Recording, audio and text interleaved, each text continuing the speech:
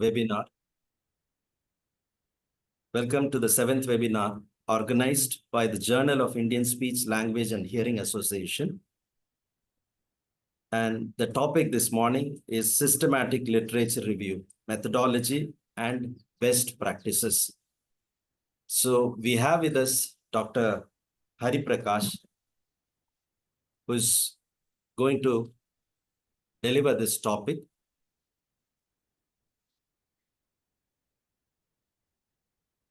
Dr. Hariprakash P.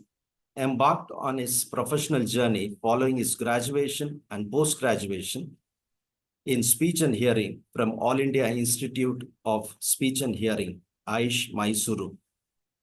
He completed his PhD in audiology from Manipal University. He is currently working as an associate professor at Manipal College of Health Professions in Manipal, Karnataka. With a wealth of over 16 years of teaching and research experience, he has 39 publications in Scopus Index journals and has supervised 5 PhD scholars and has been a resource person for 36 scientific events such as conferences, workshops, and seminars. Additionally, he has secured approximately 2 crores in extramural research grants from central government agencies like ICMR and DST. So we welcome Dr. Hariprakash. I repeat, the topic is systematic literature review, methodology, and best practices. Over to you, sir.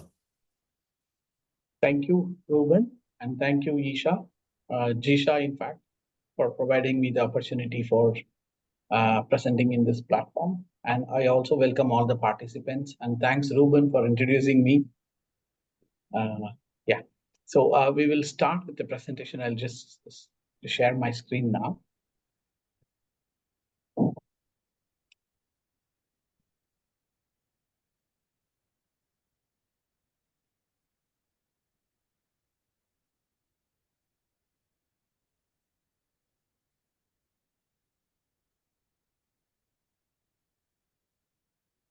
Can you see my screen?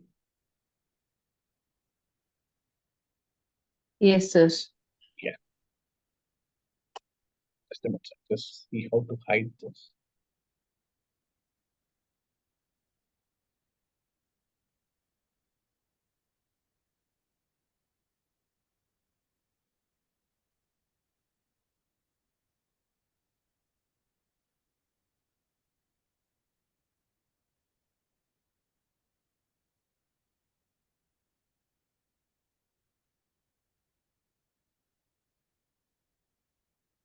Okay.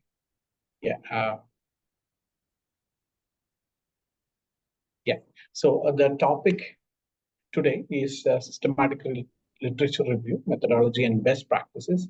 So this is a very vast topic. I prepared this topic in such a way that it would help for both beginners and also kind of intermediate researchers or faculties. So obviously we cannot include everything in this one presentation. So I'll just give you a glimpse of it. So if you if you have any doubt, we can you can feel free to discuss it afterwards. Yeah. So some of the references I have taken it from internet resources. Some I have put my own references. Okay. So wherever it is possible, I'll just mention. Suppose if you have any doubt, you can ask me later. Yeah. So first of all, what is a systematic review? Okay. So there is typically it can be defined as a type of research. So it is as good as doing research. Okay. So but this type of research includes only synthesizing the existing evidence and not doing anything new as such, right? But it is conducted in a very, very structured, transparent, and reproducible manner. That is what we should remember in mind. Okay, so that it has to be structured and it has to be transparent and highly reproducible, right? So why do we do it? So basically, it is just used to find out, okay, what is the current evidences or summarize the current evidences in a particular field, okay, right? Which can be relevant to a particular study, okay, right? Okay, so and say for example, this systematic review, okay, so is slightly different from literature review. So this literature review is what we typically do it for our dissertation or thesis or etc. Right? Okay, so that also can be as if it is done systematically, then you can call it a systematic. Yeah, but otherwise the difference between what we generally put it in our thesis and what we generally publish it as a systematic review is that it is structured, transparent, and reproducible. If you put whatever in our thesis, so it need not be reproducible. If it is so, we don't call it as a systematic review. We will call it as a literature review. Right. Okay. So it has, as I said, a predefined protocol. Right. Focuses on minimizing bias. Okay. So though it is done by an individual researcher, but this researcher is highly responsible for whatever statement that comes out of that systematic review. So you have to be very, very cautious, and you have to minimize the bias, and you have to use very stringent procedure in order to come out with the findings. Right. Okay. So and systematic review, in most cases, it can follow into a meta-analysis, which can produce an objective synthesis of evidence. So why do we choose a systematic review? As I said, it provides a thorough assessment of all relevant studies in a particular topic, and it can make us take an informed decision on current evidences on the clinical what do you say, in our clinical practice. And then it can also used to identify gaps, right, for future research, right? So who should do? Typically, every researcher can do, right? Clinicians, as a clinician, also can do. A policymaker also literally decides on, means depends on the informed decision making, right? Okay, so we are actually concentrating on students, research scholars as a part of dissertation work or a skill development, finding out a new topic. So typically, you need to go out and do an systematic review. If you do it in a very systematic way, then what you can do, we can end up publishing that document, so which will be useful for even others too. So when to conduct, as I said, you have so much of literature on a particular topic, and then when there is a lack of summary, you go and do a systematic review. And as a part of thesis, or as a part of not a dissertation, but then as a part of thesis, definitely we'll have to identify the research gaps. At that time, we will have to end up doing a systematic review. Right? Conflicting evidence, which means to say, like when some study says yes and some studies says no on a particular finding. So then you say, then you have to go and do a systematic review and appraise those articles. Okay, so whether based on the quality of that article, and then say which article we should rely on. So and that should tell us about the common consensus on what is the current evidence. Right? And then you also can do a part of prior systematic reviews, updating the prior systematic. You might have heard many types of systematic reviews. Okay, so like systematic review, as such, meta-analysis, critical review, scoping review, narrative review, etc. But how they grossly differ is in terms of the depth and the width of the review. Okay, a scoping review is just very broad mapping of current evidences. You need not have many articles to do a scoping review. Typically, anything less than 10 articles to synthesize or to summarize would end up in a scoping review. Narrative review is in the literature review itself, means in the systematic review framework itself. The narrative review is the least preferred one because it's individual authors' narrative representation of the evidences that are presented in that particular literature. The most preferred one are in-depth reviews, okay, so which are systematic review, meta-analysis, and critical, right? Okay, yeah. So coming to the first question of how do I generate and review topics? So most of us will have that problem. That means to say, how do I find out an literature topic for a literature review, or which topic should I find out the current consensus for? Okay, so for that purpose, what we do is we start with PICO. So we all might be familiar with PICO, that represents population intervention or exposure, and then comparator, and then outcome. Okay, yeah. So now we'll have to define it in terms of what is it, this PICO format. Okay, so that will give us some idea about what are the possible topics that we can create. Okay, so yeah, just Yeah, so it has to be typically within your expertise. You can't go on review on something that you do not have an expertise. That you should keep in mind. Though if you might be an expert in the systematic review itself, means to say like evidence synthesis groups of South Asia, like FISA, right, or Center for Clinical Informed Decision Making, etc. Those who are completely specialized on evidence synthesis, they don't. It doesn't matter what topic. But then we are not trained like that. We are and subject experts. Okay, so we also can do systematic reviews and meta-analysis and evidence synthesis. But then you have to be very, very careful that you have it within your expertise.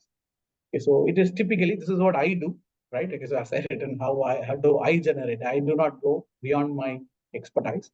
And then it should help advancing my research in the sense I take up this mainly because I want to create new topics or I want to find out the gap in the literature so that I can do my further research in that particular area.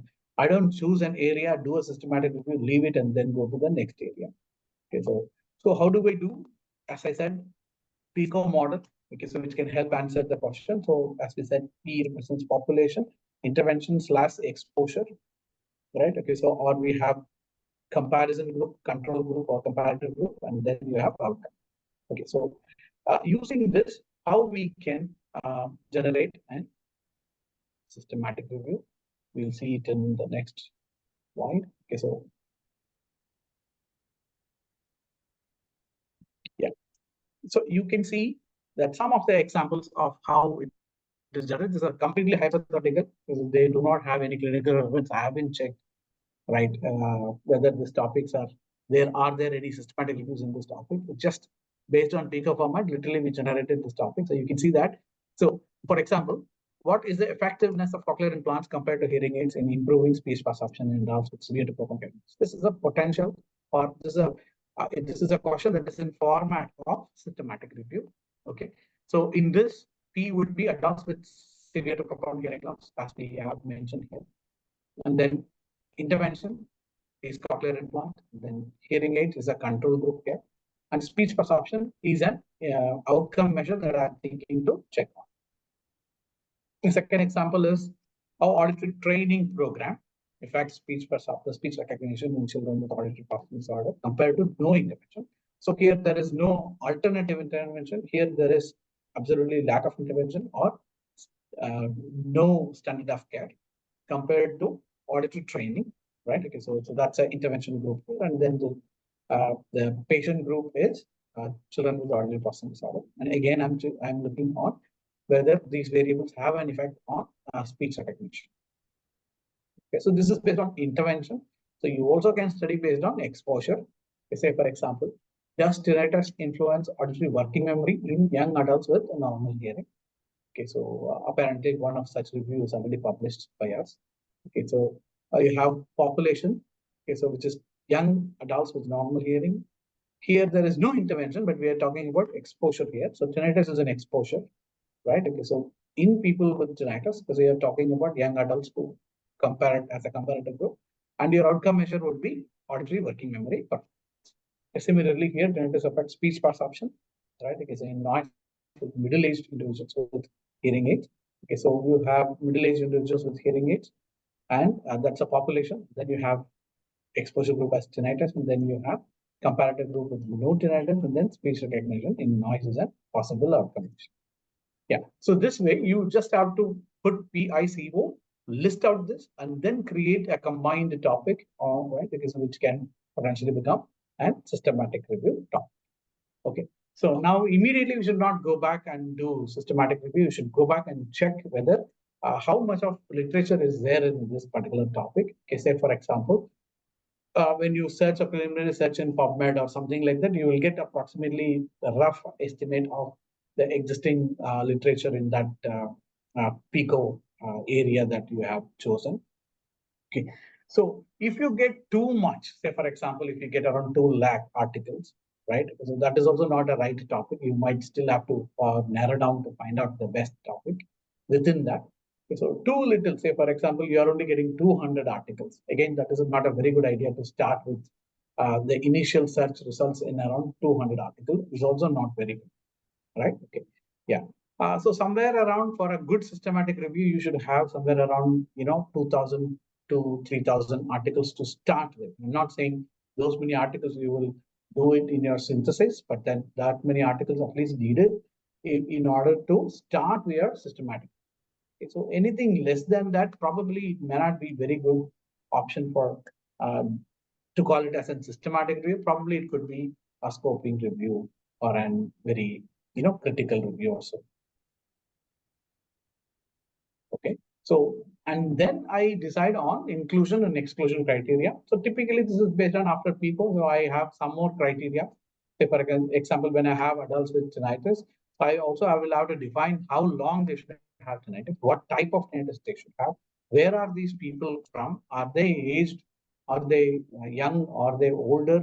So do they have to have some confounding factors, like do they have to have hearing loss? So do they have to have some other exposure, like should they be hearing aid users, right, etc. And also I should limit their outcome measures. Say for example, if there are outcome measures that are not very valid, not very reliable, that also I should be using it for excluding. And our main criteria would be basically the study design. Okay, so this is one of the main criteria for including and excluding this thing. So you typically, when you read some systematic review, you will get a thorough understanding of like how people include and exclude. But then these are some of the categories that you can think of when you are slating your inclusion exclusion criteria. Right. Okay. So we talked about study designs, right? Okay. So as a main factor that to be included in your one of the main factors to be included in your systematic review. As we know, there are other inclusion exclusion criteria too, but then those are depending on the subject and subject experts and subject areas.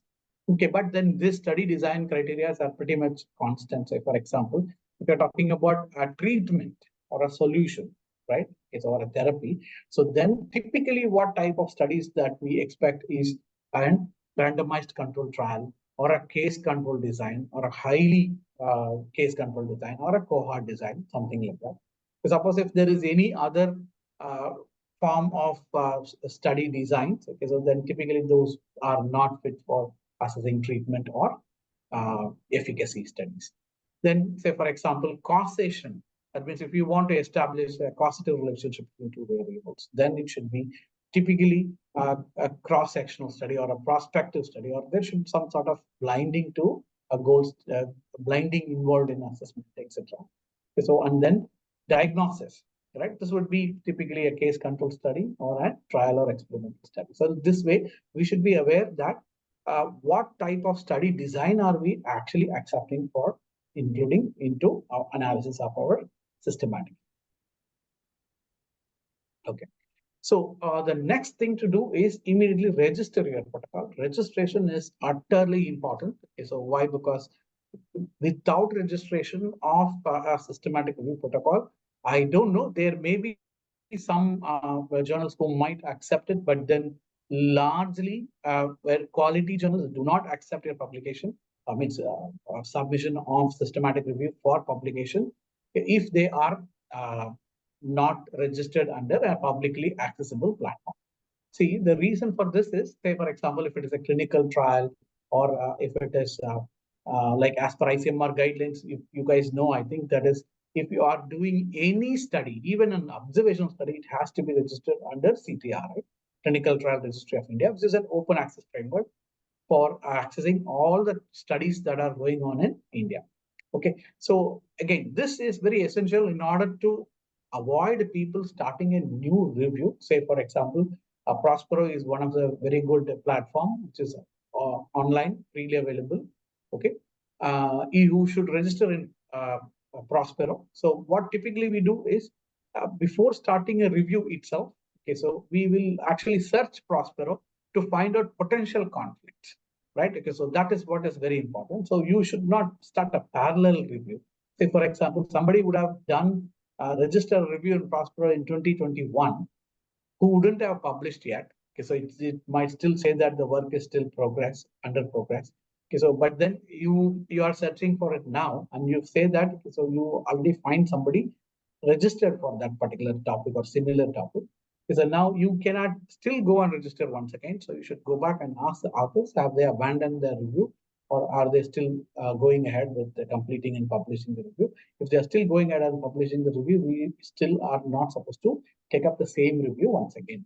Okay, so reproduction is of the exact review or duplication of the review is highly unacceptable in review perspective, right? You can have two studies done in two different centers parallelly without knowing also, or with knowing also, that is still acceptable because your samples are going to be different.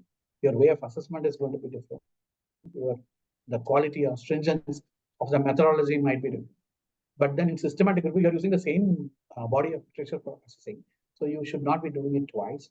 Okay, so first thing, as I said, it improves the quality or clarity of the review by asking some questions. Why? Because while doing protocol registration, you will have to answer so many questions, right? Okay, so for which you should literally sit and note down the answers. How am I going to, how am I going to answer this question, or what is the answer for that question? Okay, so while doing so, you will get much better clarity on how you are going to complete, who is going to do what, right? Okay, how I'm going to interpret, etc., etc. Okay, so protocol registration helps us in many ways. First, it helps us just find whether such and such topic has been already researched or not. Second, it helps us to cross-check whether somebody else is doing the same review or not, in which case I'm not going to register for the same topic. And third, in the process of registration, I'll get to know how exactly I'm going to conduct my systematic review. What are the questions that are typically answered for, right? Okay, so this is what we mean by structured process, right? Okay, highly structured process of systematic or systematic, right? Okay, so as I said, there are two main platforms. You might have many, but then quite commonly used are Prospero. Prospero doesn't allow us to register scoping review, but you can register rest of the reviews. But OSF is a new platform. So OSF also has like review pre-registration option, so which includes even scoping review. Okay, so you can think of any depending on the type of the review that you do. OSF is also very exhaustive framework, okay, for registering systematic reviews. So you will also get a very good idea about how to complete, how to start my systematic review, how to do my systematic review, and how to interpret my systematic. So I mean, again, I'm stressing that registry protocol is must. Okay, while registering protocol, we'll have to stick on to some guidelines. Usually OSF or Prospero, they themselves have these formats included, and they also have examples also given, like what this question is about and what you need to, what typical answer might look like, etc. So you can actually, while registering, you will get this idea. Or what we do is actually you can first look at how others have registered in Prospero or in OSF. Okay, so you can download some of the pre-registered uh, application forms. Okay, so which will help you understand how this question to be answered. Okay, so typically this is a question. Okay, so you will have to have personal identifiers, and then you will have introduction like objectives of your review, and then how do you screen the what do you say? What is your P code, right? How do you intend to inform the search for the databases, and who will do the database search, right? How you are going to maintain the database, right? Okay, so on how will you select that studies, and how will you collect the data? You might have to inform them prior that these are the information that I will be taking out from the articles that are already published, right? Okay, so we will see this process in detail later. Okay, so the first thing is database. Okay, so now what I did, I actually formed PICO, and then I checked for whether that PICO is registrable or not, which means to say my topic is registrable or not. Okay, so and then I found out and preliminary research, and I narrowed down saying that yeah, I'm getting enough articles for doing a quality systematic review. Okay, so and then I registered my protocol in Prospero after registering. So I have whole idea about how to conduct a systematic review. After that, I'm going to start with my actual search. That first process is database search. So what are databases? Okay, actually we can call it as two things. Okay, so one, we will come to that again later, but then we can search by, how do we search in Google? Like we call it as phrase search, that you can search with phrases, or you can use, you can search in database. Okay, so we prefer searching in database first, and then going for additional search using phrase search. So what are databases? Databases are repositories which uses controlled vocabulary, which means to say you might have had articles of, say for example, LD, and somebody might call it as learning disability, somebody might call it as dyslexic, somebody might call it as by some other name, etc. But ultimately, there should be some way in which this has to be combined, or some way this has to be interpreted in common. So we call that as controlled vocabulary. So this controlled vocabulary is what is used. Okay, so by these databases, okay, so irrespective of articles, nomenclatures, whatever they used, okay, so they confirm, they reassign this using the repository. Okay, so they use the controlled vocabulary, right? So it is a tedious process. There are dedicated people, those who are well aware of this process, and they are adding the headings to it. Okay, so that's why we say, that's why we call this as a database. So there are so many databases available, so which are very specific to discipline. Say, for example, Medline, PubMed, CINA, LMDASE, PsycInfo, ProQuest, etc., etc. Okay, so typically when you choose a database, at least you have to use 3 databases minimum requirement. Very minimum, bare minimum is 3, and those 3 has to be highly relevant to the discipline that you are doing systematically. So you can't choose something like something else like a social science database and do and auditory rehabilitation related studies or auditory diagnosis related studies. So that is an inappropriate database. You can have that in addition to the most relevant. Okay, yeah. So there are some advantages of using database. As I said, all articles, all topics are indexed under similar heading based on the research. Okay, so and then you are able to identify articles just by based on some keywords. But the problem is, since phrase searching is not allowed, we have to search keyword by keyword and then build your database. I mean, and then build your search. So that might take some time, but still it is a valuable trade-off.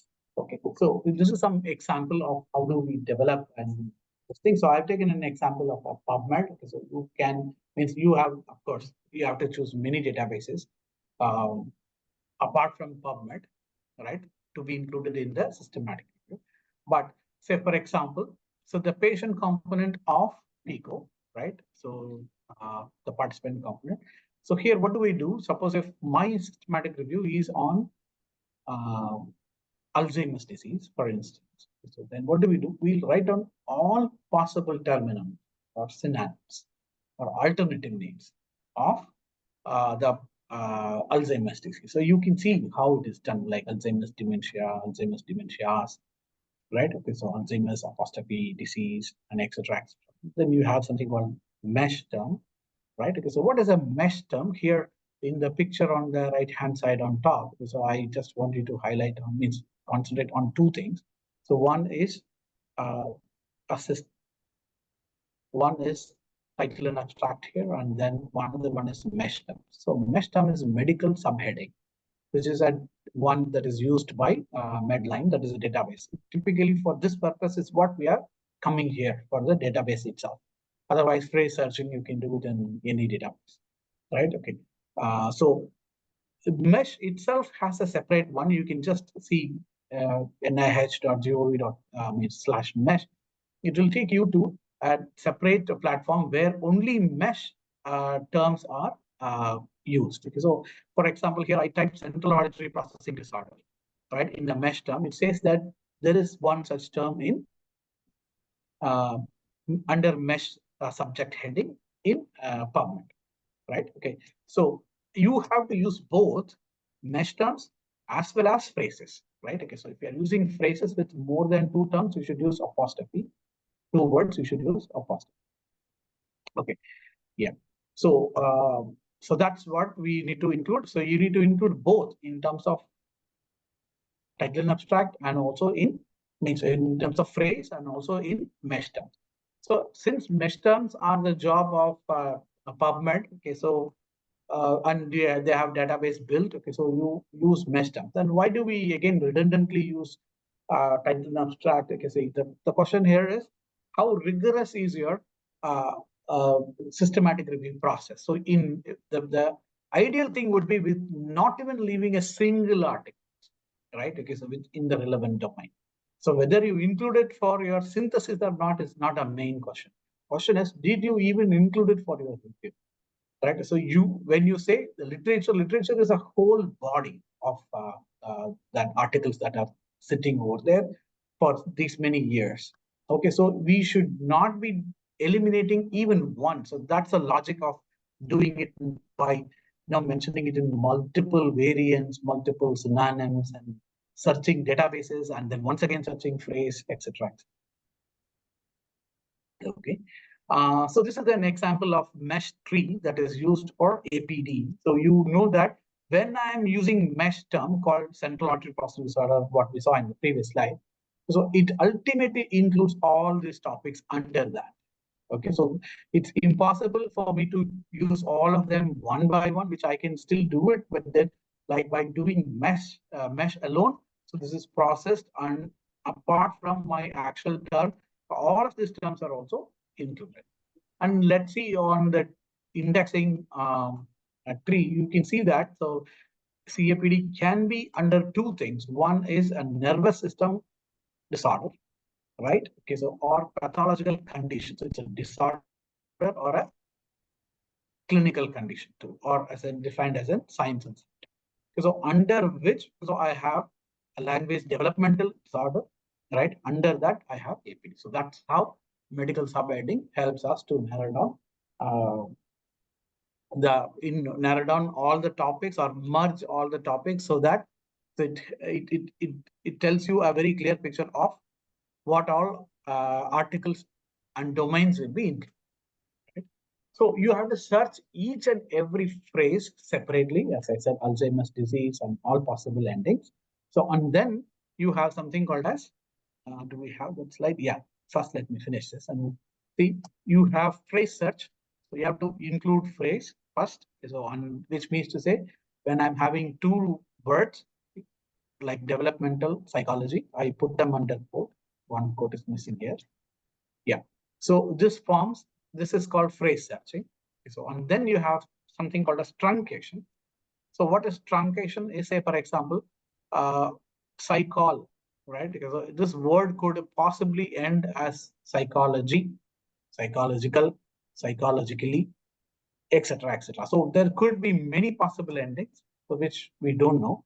So that, and I don't want, I literally put everything, despite I would want the computer also, the system also to pull out all the possible um, word endings of this particular phrase. Okay, so that's why we use this something called truncation. And then you have wildcard, so which means to say, for example, behavior. So there could be different spelling in US English and British English and probably, I don't know, Indian English. But nevertheless, we don't want the system to, we can mention it under phrase setting once as BAHIBIOUR. And then once again, I put it as BAHIBOR. But nevertheless, I also want the system to pull out all the articles. So I use a wildcard like this, which tells me that all the variants are selected. And then as usual, we saw as mesh terms. Okay, so now let us see how does using these key terms and PubMed will help us understand. Say, for example, I used mesh term of CAPD, it gave me 7,000 results, because we saw that mesh term under CAPD as a mesh term includes whole lot of other variants, possible variants and disease, right? When I use central auditory processing disorder, the same word under phrase search, I get only 217 articles. That is not actually good. Okay, so second, you see here, instead of putting disorder alone, so I put an truncation, which means to say this word could end as disordered, disorder, disorders, etc., etc. So which gave me slightly higher one, that is 334, which means there are some articles which uses title and which uses term as disorders or disordered in the title. And then I have auditory processing disorder, right? Which means that's a possible variant of CAPD. We all know APD and CAPD. Suppose when I put only APD, so I see it as 831 articles, which is the highest. So now let's see, you see here. So I combined the disorder with truncation, that is 334, right? With central auditory processing disorders, that is the first one. So when I combine these two, you see I received my total number, which means to say, so that means this 334 includes this 217, first thing. And then you see here the disorder, that is the with truncation and auditory processing disorder with central auditory processing disorder. It gave me 831, which means to say this 334 includes is included in 831. So that weight should not be missing. This shows you the apparent variation in number of articles that we retrieve just based on keywords. So since it is a very, very rigorous process, right? And the aim is not to miss out a single document in literature. So you have to use all possible ways of searching, including as many documents as possible for your preliminary review. Okay. Yeah, we saw this, but these truncation and wildcards are not in every database. You see that because it is not, wildcard is not seen in PubMed. Okay, so truncation is pretty much available in all of the databases like that. So you have to be a little bit aware of this type of variants and how to search in each database. Okay, so this is one of the published review by us. Okay, so and you can see the extensive documentation of all the key terms that we have used. You see here we have used mesh terms, right, with truncation, right, mesh terms, and then text word. That means I'm using full text search also, right, and I'm searching all fields, right, and I'm using text words, and I also will be using title and abstract, etc. So you will have to have an very enormous way of including as many articles as possible in your preliminary review, and you should have documentation of when did you search this document, and what is the database, what is the keywords used, and the total number of articles that you found, right? Okay, so you see that, and this document has to be made it available openly. Why? Because it has to be 100% reproducible, right? Yeah. So after searching, I can actually apply some kind of limits to it, okay, so that avoid some unwanted results. Okay, so usually this limits depends on the scope of review. That some reviews might be in last 10 years only. So there may be a justification for that. Say, for example, such and such topic, they're very, very less prevalent previously before that, or there may be very huge change in the methodology used in last few years, or there may be addition of so many researchers in past few years, so that only talks about a particular date range, right? So and then limited by date is what I mentioned by date when you have older reviews are needs to be updated, right? So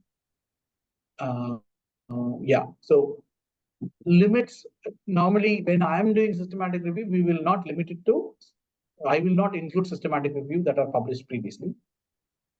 Rather, I would note down what are the systematic reviews, and I will have to list out what is the unique contribution of my systematic review when compared to the existing systematic reviews, right? When I'm doing systematic. But when you're doing this type of literature review, proper literature review, as a part of your dissertation or thesis, restricting only to systematic review will help you understand, because of the summarizing of all the articles that have been published till that date. Say, for example, if I have a systematic review in 2023, right, on a particular topic, then I understand that so everything till 2023 is covered in this systematic review. This is going to be first point to start my journey of research in that topic with, to understand whatever happened in that field till then, right? Okay, so but typically for my systematic review, I will explore that. Okay, so and I will provide a justification of why I'm doing it again.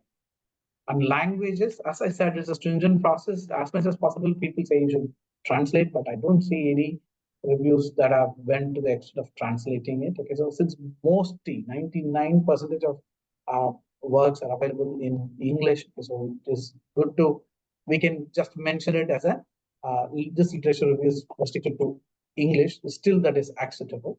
However, you should mention that as a limitation of your review. As I said, okay, so you might have still ignored some relevant scholarly output in but published in another language. Just being another language would have been ignored. That forms a limitation of that. So after that, you should go back and do some more phrase searching in your general search engines, or when you go back like Google and Google Scholar, etc. Or we will go back to the reviews of those articles, because that have been selected for appraisal for your systematic review, and then see, is there any reviews? I mean, is there any article that current article that you're having in hand as referred to, which has not popped up in your systematic review search? Okay, so that also needs to be included, right? It is a typical gray literature would include, thesis, dissertations, right? Okay, conference papers, research data that are available, clinical trial registry. As I said, I've seen some of the articles that are quoted, some of our current studies which have not come out to publication yet, but then they have taken out from CTRI data and they have published saying that so and so study is going on in so and so place. So clinical trials is important, and then company white papers. Yeah, those are also studies, but kind of biased, but it is given out by the companies. So and NGO documents, right? Preprints that are available from author, patents or IPs, etc. Right? When to use this much of, or when to use this type of gray literature search, as I said, how comprehensive you wanted it to be, and how much of time you have. Okay, so if you are doing definitely PhD and searching for a topic of future research, then obviously you need to include almost all type of databases, including gray literature. But then if you are doing it for dissertation or a graduation process associated with it, then you can typically ignore, but then mention that as a limitation that we have not included gray literature. Right. So you have now screened all the documents. Okay, so and then you have those many documents available in each databases. Now what you have to do is you have to put it into one platform to summarize or to combine all the databases references into one one toolbox. Okay, so you can use some things which are available on the web like Screenatom, Abstractor. We can even do it in Excel. We can do it in Ryan. Ryan is increasingly becoming a subscription model now. You can also do it in Covidence. Covidence is a paid but very less cost. And typically, when you are doing it for first time, and if you request them, they would provide at least one review fee, which you can try when you want to do a systematic review. Okay. So what does this platforms do? Is suppose I retrieved 1,000 articles from PubMed, 1,000 articles from Embase, 1,000 articles from Singh. Okay, so this makes it up total 3,000 articles. So now this 3,000 articles may not be unique. Why? Because this 1,000 from PubMed also will have some shared articles from 1,000 in Synapse or some other database. So together, when this 3,000, when you combine, you might only produce some 2,000 unique articles. So which means to say, rest 1,000 were shared between all the three platforms. Okay, so that way, so it will avoid you to remove duplication, right? And also it will make your screening easier for you to document. So the screening is usually done minimum by 3 people. So there should be 2 people who would be doing it blindly, right? Okay, so independently without talking to each other, without knowing each other. Okay, so just based on my PICO, I'll just go and search whether this particular article is relevant for my review or not. Okay, so that will be done by 2 people. And when one person says, yes, this abstract is relevant, so another person says that, no, this abstract is not relevant to my review, then it goes to third. So that person's vote is considered to finally decide whether to include that article into my full text screen. Okay, so this is called preliminary or initial screening, right? Yeah, so that will be done. That can be done in this platform. Excel, I have seen some people doing it in Excel. I don't know how they even do it because it's very, very hectic to do it in Excel. But we typically use it in Ryan or in Covidence, which gives us some flexibility, and we have that experience of using it, so we will do it a little faster.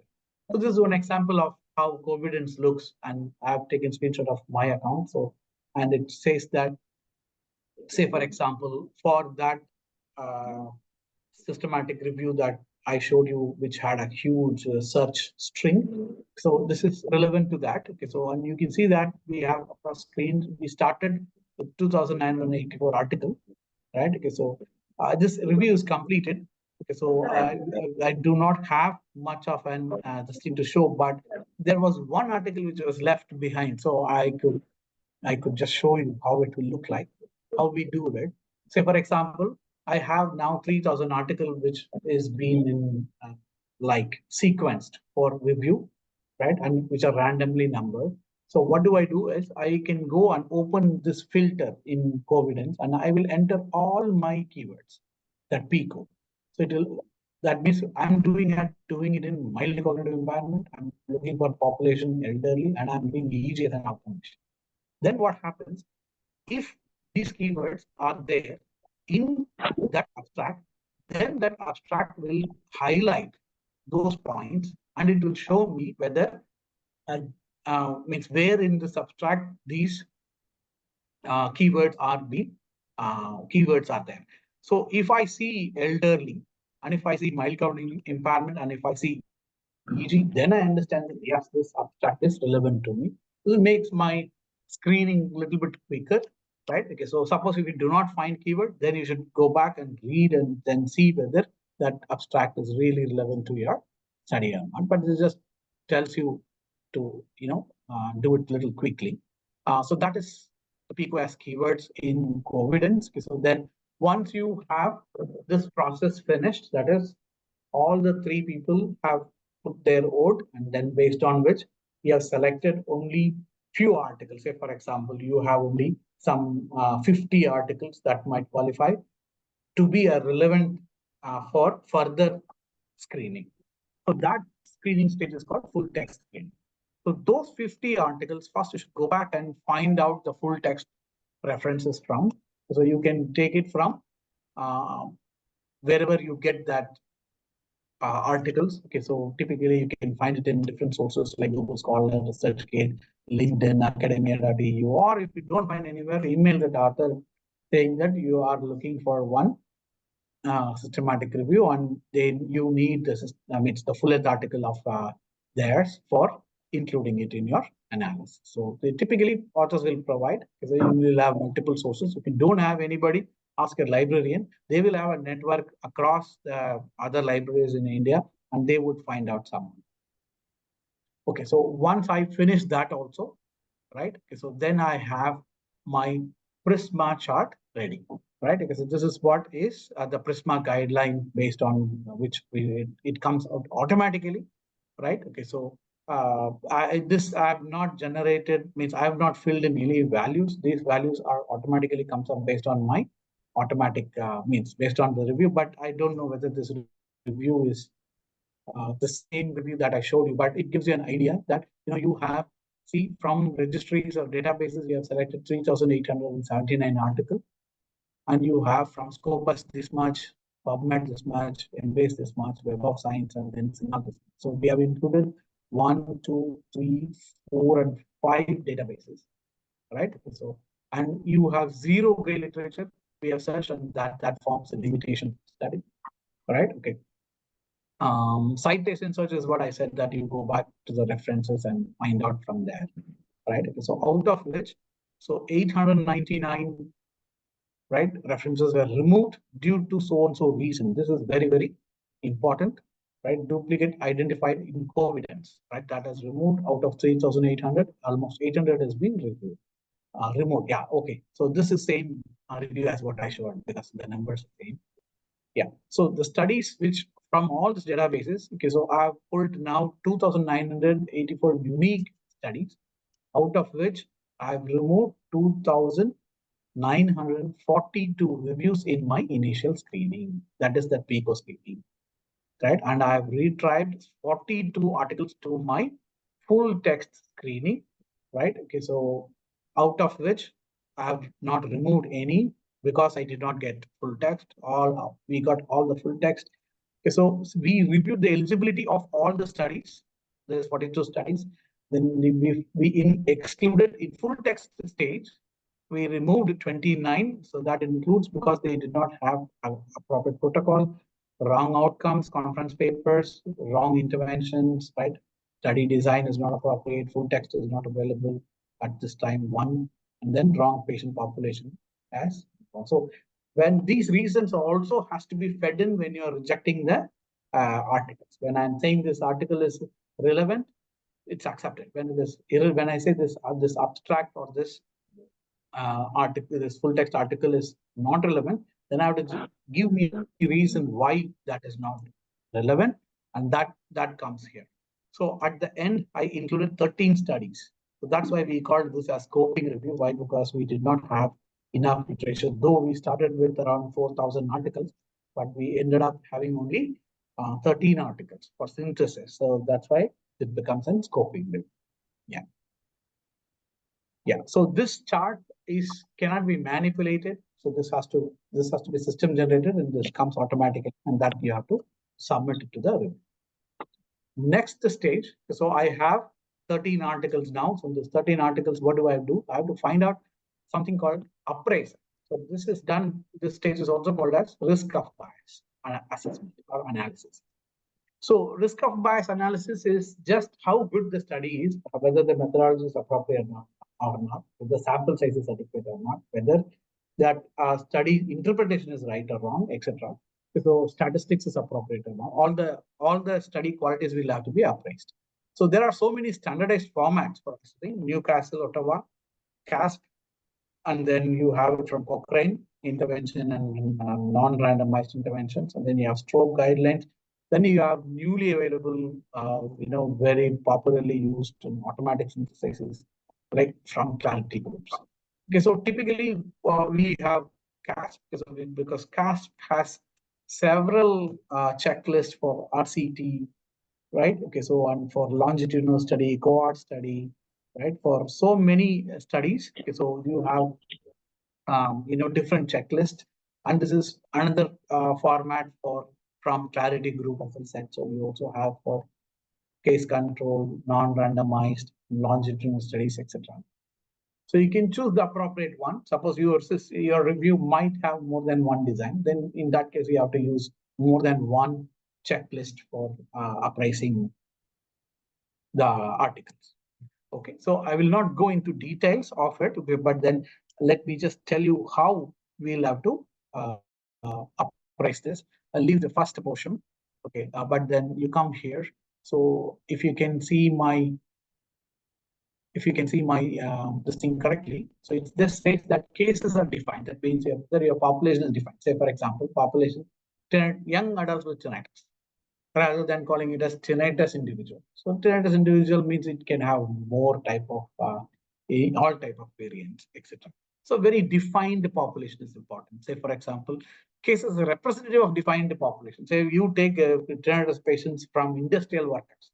So those are not a representation of a general population. So then that should be explicitly mentioned in the cases case definition. Similarly, time frame used for the study. So if the study is published in 2 months or 3 months, or from the point of data collection, that is also not correct. Sufficient number of cases selected, which means to say your sample size has to be adequate. And then you should have appropriate power calculation. If it is not, they have not done it, you will have to do it and then see whether that study has a good quality, means whether that power is adequate or not. That will come under our results. But here we're talking about reporting standard. Here, if the power calculation, if it is not done, then you should say that is not done. Say, for example, another very critical one is here. So say, for example, here we're talking about looking for recall or classification bias. So this is to do with outcome measures. Say, for example, if you are talking about subjective measure like your quality of life scale or THQ or HLQL, etc. So they are subjective. They always have the bias, recall bias. Suppose if you and another thing, if you're using some questionnaire, say for example, I'm using some questionnaire for APD. Okay, so and that is not an validated tool, right? Okay, so then that also brings down the quality of the study. Okay, so in this appraisal, apart from whatever I've mentioned, okay, so I've seen certain reviews who have excluded studies from excluded studies stating that they are not published in Q1, which means that they are not quality reviews. So I've seen studies like that, and I've seen reviews which have excluded based on they have not used validated measures. Right. So that also becomes a problem. So we do so much of studies, but then like choosing a validated measure is also an important aspect of it. So you can see that that in what is it, in appraisal that is included. So and then we'll have to what is it? The study should have control for confounding factor, etc. Okay, so like this, you will have to rate your scale, means rate your study, and then you will have to give your decision on whether the risk of bias is high or low, etc., etc. Say, for example, here we are saying high risk of bias, right? And then you say that that's a reason that I'm not including this article in my synthesis, which means to say further interpretation I will not be. I can still use it for narrative review, but then I will not be using it for meta-analysis. All right. Okay. See here. So this is another one of our studies. This is done, I think. Yeah, this is done by Grant Searchfield, who is an tinnitus expert. Okay, so he has given his rating. Okay, so and then we have done our rating, and then we have finally come to one certification. This is also similar. This is done in one of our study, but then for some other population, I think this is tinnitus. So it has that low risk of bias, high risk of bias, etc. So previously, what we used to do, we used to remove the articles which are of high risk of bias. Now we are not removing the articles which are of high risk of bias because we have some mechanism of controlling the weightage given to that article. First thing. Another thing. Okay, so for narrative synthesis, still we will include all the articles, but then for meta-analysis, probably we can think of excluding the articles, means those studies which are supposedly of high risk of bias.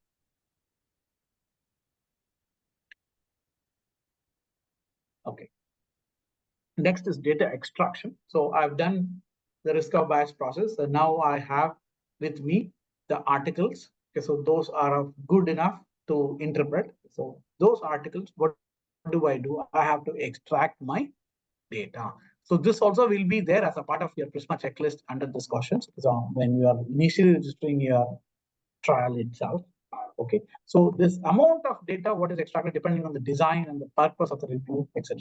So to relate to your data extraction process, say for example, some of the commonly collected ones are all the outcome variables that are that as a part of review that you are thinking of analyzing, all the time points of analysis, all the measures, right? And then participant characteristics, intervention characteristics, funding sources, geographical location also sometimes, right? Okay, so any assumptions that are made for missing or unclear data also will be reported. Okay, so I'll just show you an example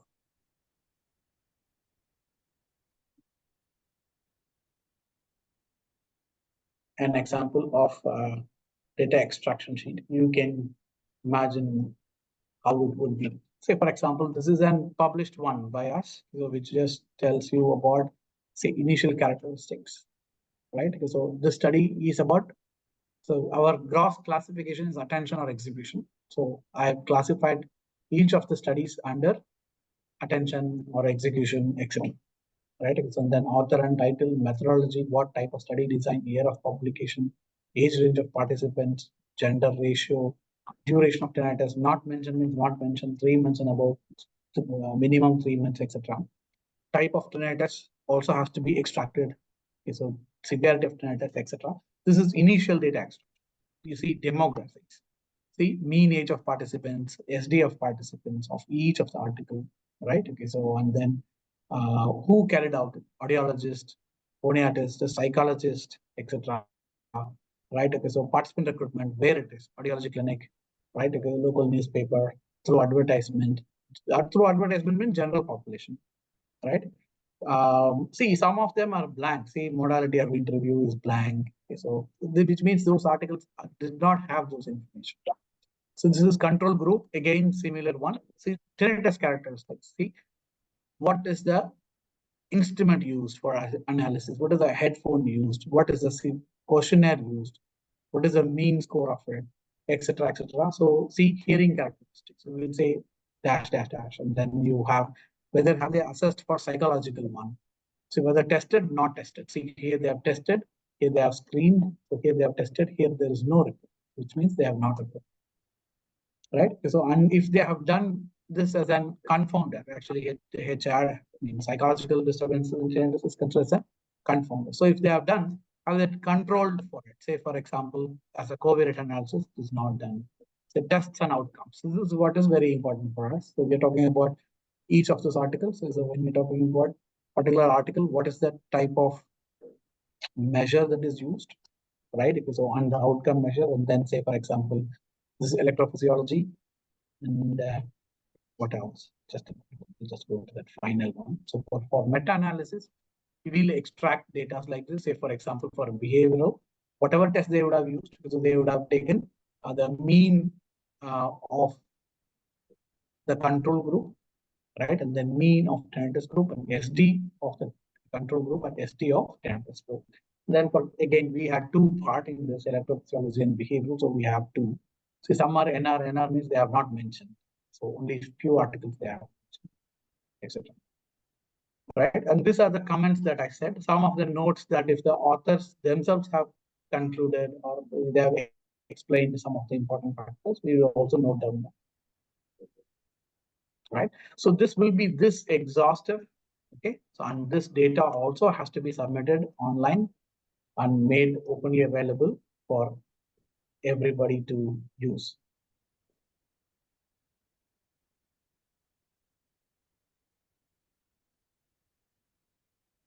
Okay, so hope you have, because well, everything cannot be put in the slide. That's why I just left it as.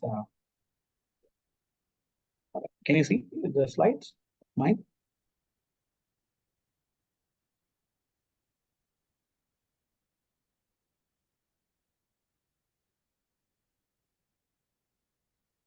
Can you see my slides? Yes, sir, we can see.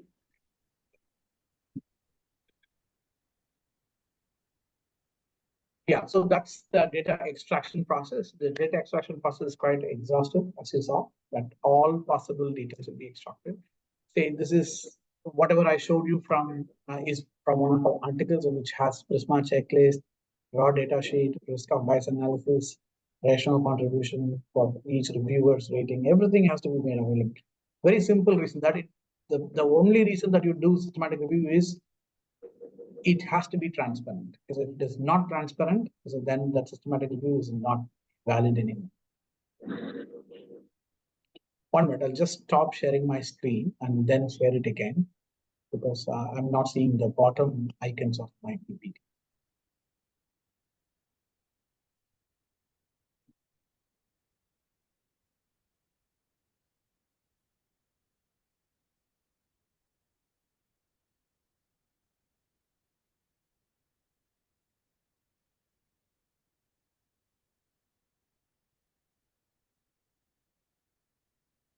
Can you see now?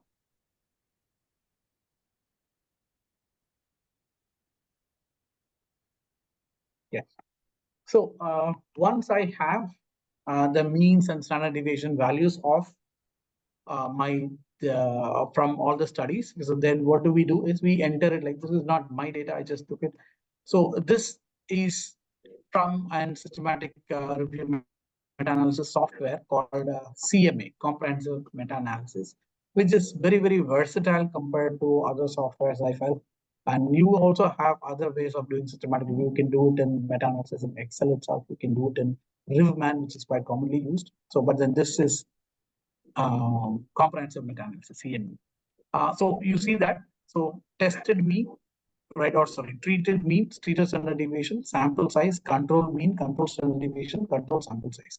The moment I feed in as per study wise, so these all on the yellow ones are all calculated automatically, right? Okay, so all the standard difference of means, errors, and then effect sizes also will be calculated automatically.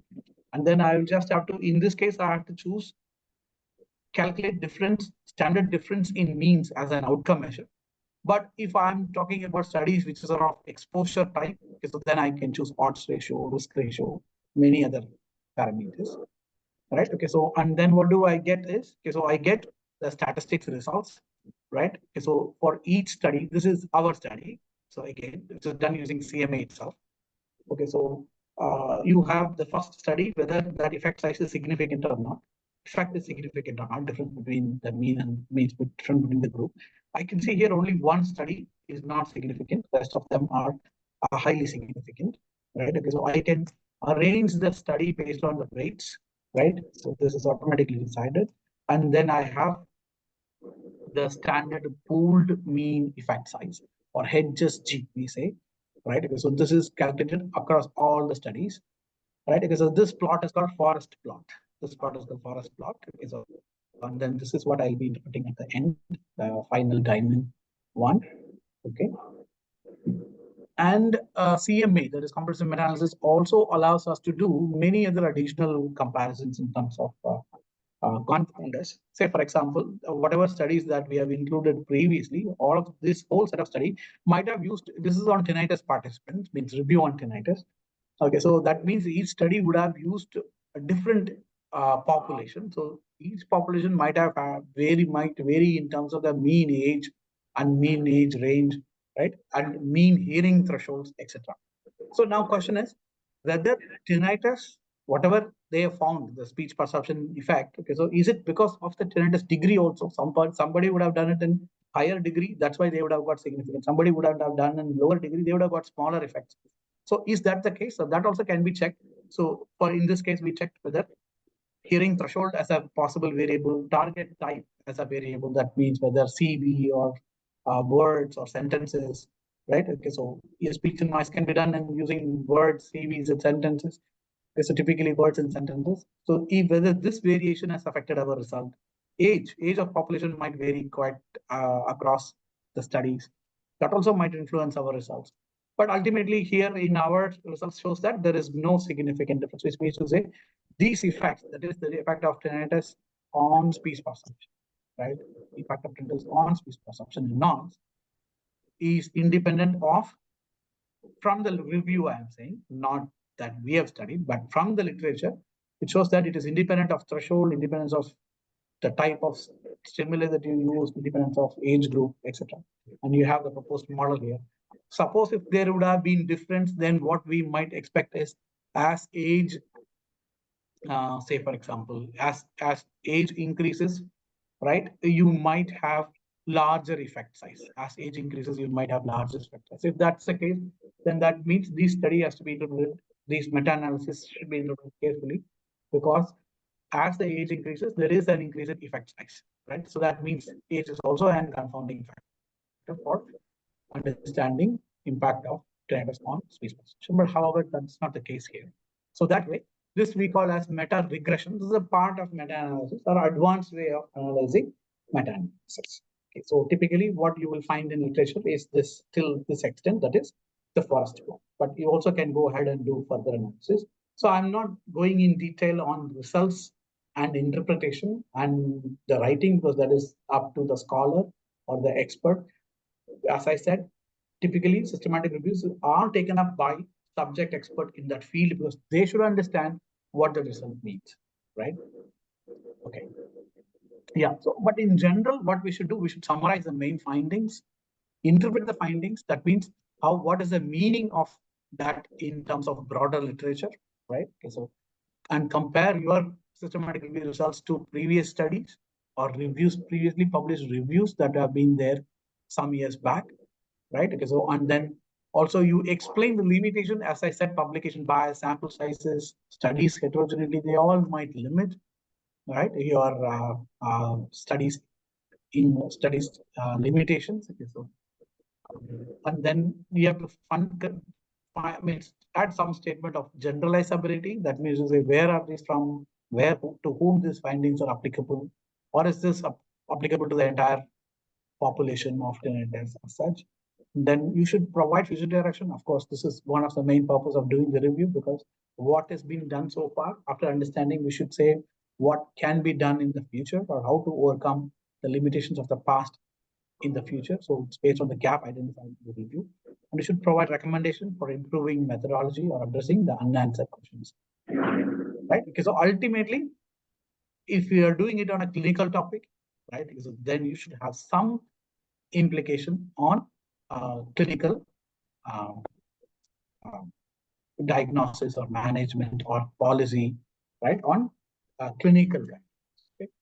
So that's about the systematic review. I've restricted myself to mainly the methods. Okay, so, and as I said, there is nobody who's an expert.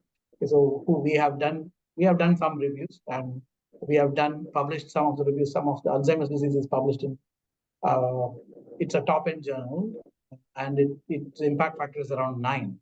Okay, so but then there are reviews that are published in other journals too, etc., etc. So we are also learning. Everyone is learning. So there is no best. What is the best to date is like up to the date. That's it. Because so we also have to upgrade ourselves as and when the discipline is growing. So I've said all of these recommendations, all of these suggestions, right? Because all of this, what is a way of documenting, all of these things are just solely from my perspective, right? Okay, so considering even the general guidelines, see these articles that all that the extraction of raw data is all available open, so you can access these ones and you can download, and you can also use somewhat similar type of data extraction if you want, right? Okay, so and another very important thing that I want to stress is you should form a very good team for doing a review. Very, very important. Do not rely on your own team. That means to say, like you and your colleague who is working with you, and somebody else, your student who's doing something under you. So you alone will not be a very expert group in order to come out with a great conclusion. So ultimately, in all our reviews, we will find out somebody who can give us greater extent of input. Only then you will be able to like learn something new, and also you'll also be able to what do you say? Your interpretations will be unbiased, fair enough, right? So most of our reviews, if you see, we will have some people from other discipline. I think, I don't know whether I've included some of the other database. Yeah, so here also.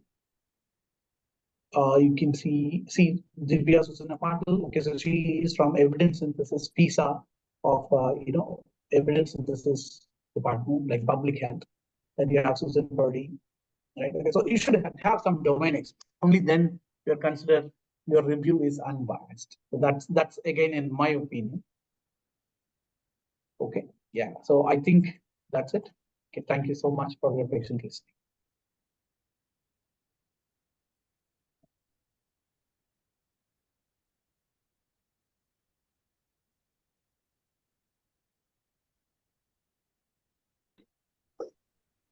Hello, can you hear me? Yes, sir. Hello. We can hear you. We can hear you. Yeah, we have come Yes, to the sir. close of this webinar. We would like to thank Dr. Hariprakash, who has been kind enough, in spite of his busy schedule, to have come and presented this wonderful topic. Since we are running out of time, we would like to take a few questions, if there are any. Alternatively, I've shared the email in the chat box. You can send in your questions there also. I would like to thank the President and Secretary of JISHA. I would also like to thank the editor, Dr. Pinki Singh.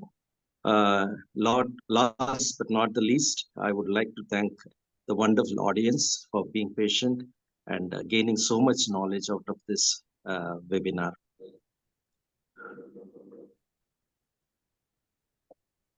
Thank you. Thank you very much, sir. I'll get all the questions, whatever has been given to you on my mail, and then I'll transfer it to your email so that we can have because we are running short of time, so we'll have to conclude it. So thank you very much, sir, for your wonderful presentation. Thank you so much. Thank you, JISHA and Isha, for giving me this opportunity to share my perspective and on systematic review, right? Okay, so we'll be happy to answer your questions. Okay, so I can Yes, see sir. some questions, right, from some people, but definitely if we don't have time, okay, so we can answer them at some of it. So you can email me, I can send you a reply. Thanks. Thank you. Thank you.